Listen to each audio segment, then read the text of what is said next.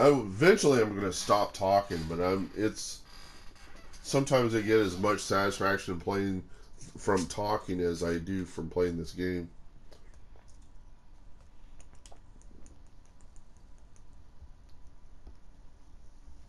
And you're saying, okay, what's your viewership on YouTube? Almost nothing. I probably got 7 or 14 viewers. The reason why I feel that this isn't real, none of this is real, is because that there was a time whenever I'd get 60,000 viewers. These days I don't get any viewers. And the only thing I can imagine is that I'm in a special state of being, either heaven or hell. I'm in a test bed session. And they're testing me to see if I can maintain the behavior no matter what kind of feedback I'm getting. And I think that's what's going on here.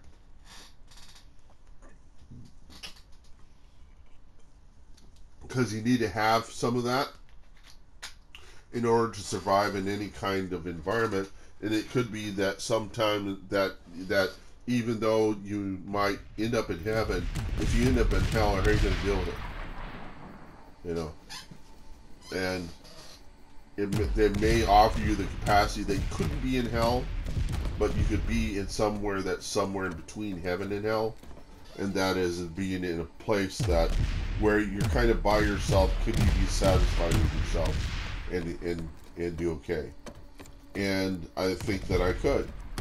And so it's kind of like we would rather not have to deal with you in trying to deal with your need to control others. It may be something for the future. It may be your parents are going to pass away. How are you going to deal with being alone?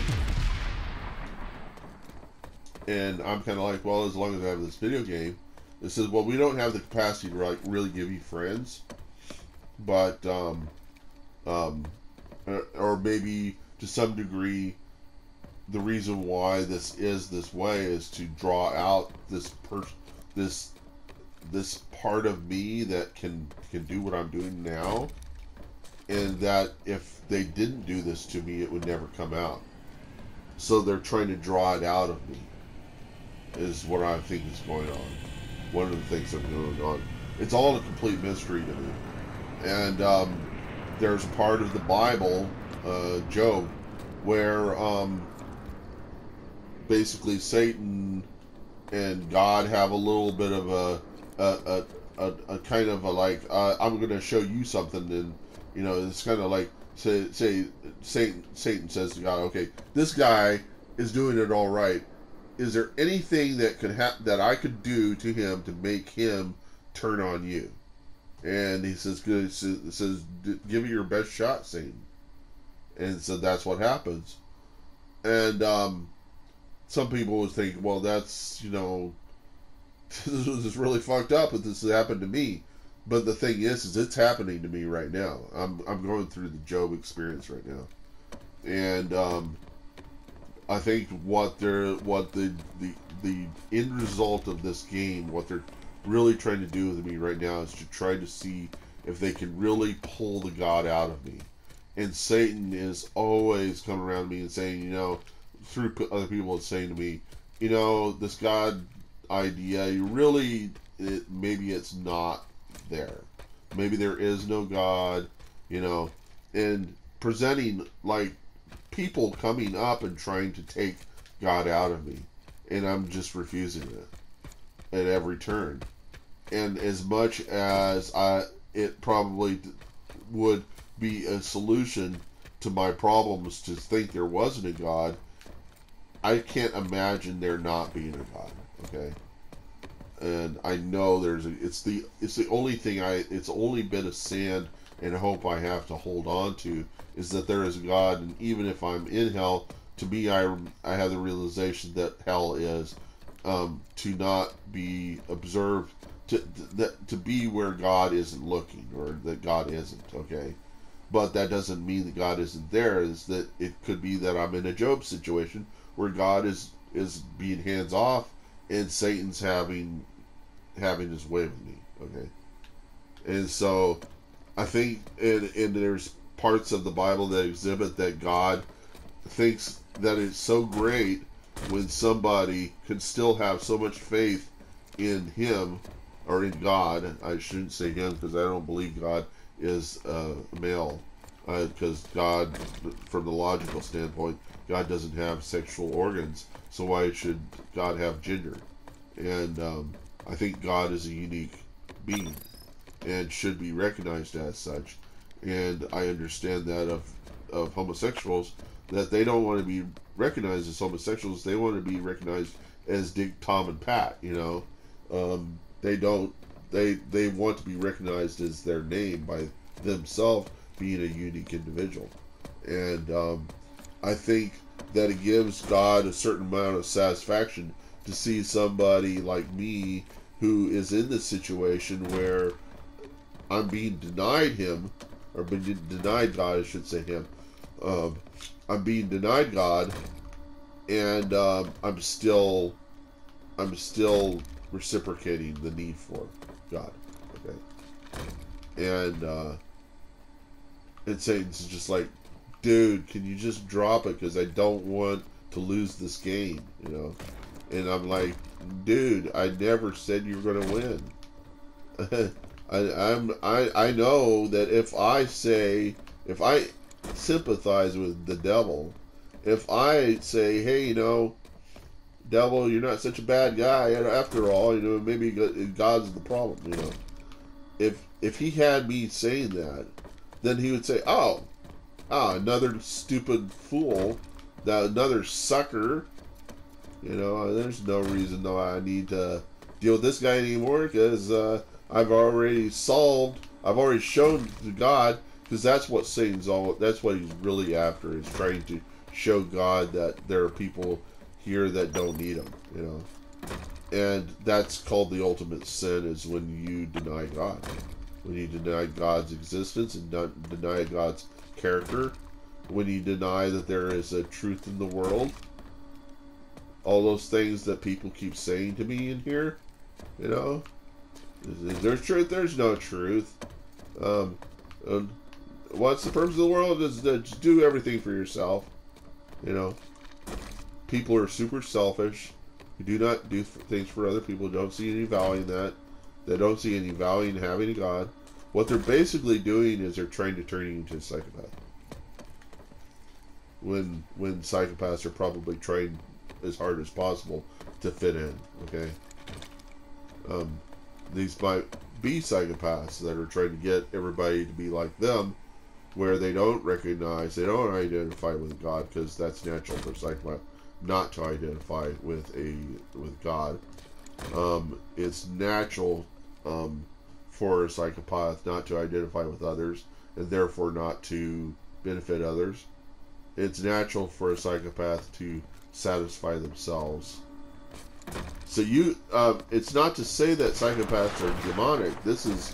It's just that they are missing the attribute of their being that would permit them to be in communities. They can't be in communities because they don't identify with communities. They can't be in a commune.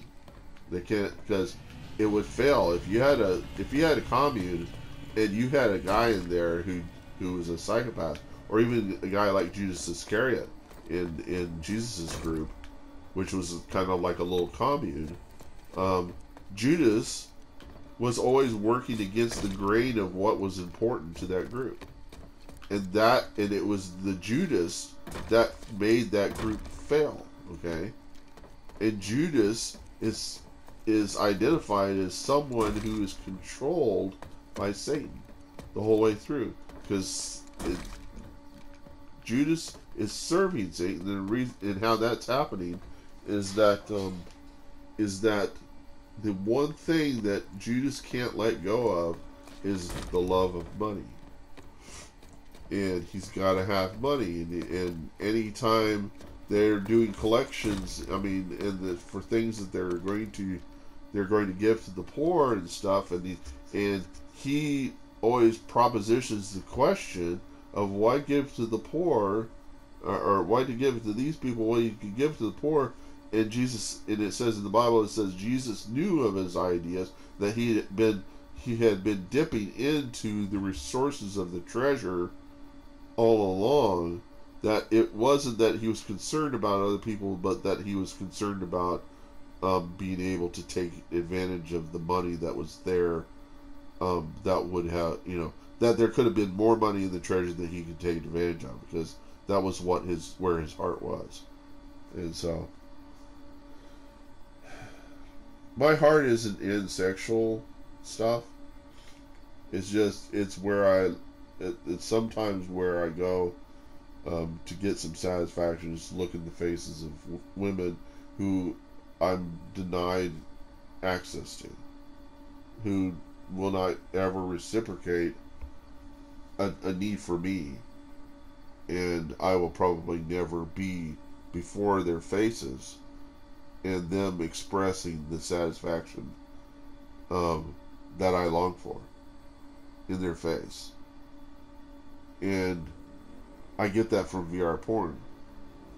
And I'm in an environment now where there's a certain amount of loneliness, and I can't, and in the situation I'm in, I don't have the capacity to actually get married. I can't get married in this situation. It could be that I'm producing my own hell as a result of what I feel like I don't have the capacity to do. But then to some extent, maybe I'm getting paid to do this in a way, and that the best of what I am, of what I can be, comes out by having all of my other needs satisfied, even though unnaturally that I'm masturbating to porn to satisfy my sexual needs, and that I'm getting money from a trust that stipulates that I can't be in a relationship. I can't get married. It's painting the picture in this trust that I'm mentally retarded, but they can't say that in the trust. They can't say that in this package. They can't say that I'm mentally retarded. They can't define that. So what they do is they work around it. They try to make it encompassing of all the people that could fit into to where this money would go. And the idea is to support people who can't naturally support themselves. And it's pretty much the case for me, because for one thing, I'm kind of a socialist as a result of this. I would prefer to be a socialist. And being a socialist is that the money that I get just comes to me regardless of what it is that I do. As long as I have that money, I'm able to be me. And naturally, I am not a capitalist. I'm not out looking to get money. I desire it very little. I desire more for everybody to have enough to be able to get up and pull them out from their bootstraps, get out and form businesses. When I look at money at what it could do to improve people's lives. Other people, when they look at money, they look at all the things that is denied themselves in this life because they are maybe poor, and so they're like thinking Lamborghinis and getting beautiful women and all this other stuff. And then when I talk about porn, they're kind of like, dude, you could have a real woman. You could out there get a lot of money and get a real woman. And I'm like, dude, I don't need a real woman. And even if I had a real woman, I couldn't really satisfy her. And I mean, I haven't come across anybody that, that would really satisfy me. And it's because I guess I just don't have the capacity to accept being satisfied by anybody. I'm not very good at that, I have needs that will probably never get met. And so it's probably in my best interest, and I have to always move the characters, because if I don't, they're going to kick me out of the game. But that's the thing. I need to get out of this. I need to play this game. I want to play the game or fall asleep. With me, I don't fall asleep. I pass out. My mom's always asking me, "Hey, did you get sleep today?" I said, "I don't know." She's like, "Why don't you get more sleep?" And that's like her biggest complaint with me is, "Why don't you get more sleep?" And it's like, "Mom, when I do sleep, I only sleep 2 or 3 hours, and it's so much nicer whenever I just pass out." I mean, that could be dangerous if I was working, but I'm not working. I'm not driving I'm not driving a truck or anything that could put people's lives at risk. I'm playing video games, so if I pass out in a video game, what is it really hurting anybody that it happens? You know, I mean, the only thing, the worst thing that could happen if you fell asleep in a video game is that your voice, your audio chat is going to the outside world, and they're hearing you snore, because when you wake up, they all make a big deal about how you snored in the day, you know, which is really something stupid to talk about. But the thing is that there are certain things that people just can't help but contain their laughter on, and that's one of them in video games. So probably the worst thing that could ever happen to you in a video game is to have people hear you snoring. But for me, I just don't give a shit, you know. And they're wanting to pin that on me because they want to manipulate me, you know. And as I said, I'm in that Job state right now, you know, where there are things that I would do, and there are people that want me to do what they want me to do, or they want other people to recognize how stupid I am, so that they can make themselves feel better. They're trying to elevate their ego and their identity, and make everybody realize that they're more perfect that they're perfect. And the thing is, nobody's perfect, you know. Even whenever you go to make people look bad, you're making yourself more imperfect. You're not making people look at you as being special. The people are thinking in their own heads is, "I don't want to be around this guy. Look what he did to that guy." You know, that's what people think. But in the mind of the person who's doing it, they're thinking, "Oh, look, if I could only make these people see how much better I am than this person, then wouldn't that be grand? You know, I could make this person look really bad, and hopefully they'll all be in cahoots with me to make this person feel really awful." The realization is, after a while, is that you don't want to be around such people that are in cahoots, you know, because pretty soon it's going to get turned on you, as it does in any kind of mafia or any kind of totalitarian government. You end up being the victim of the beast. It ends up eating itself. It feeds on itself from time to time. It'll eat its arm off or something because the arm will be more attractive than what it could be doing, you know. So in such situations, you stay away from such situations, because you realize that nothing of good is coming out of it. It's okay. It's okay to let Christians do what they're going to do if they don't end up in your group. I'm starting to fall asleep. Okay, I'm going to play this game because this is going to keep me awake. But I think I was starting to talk about something. I just had no clue what I was doing. That's when I stopped listening.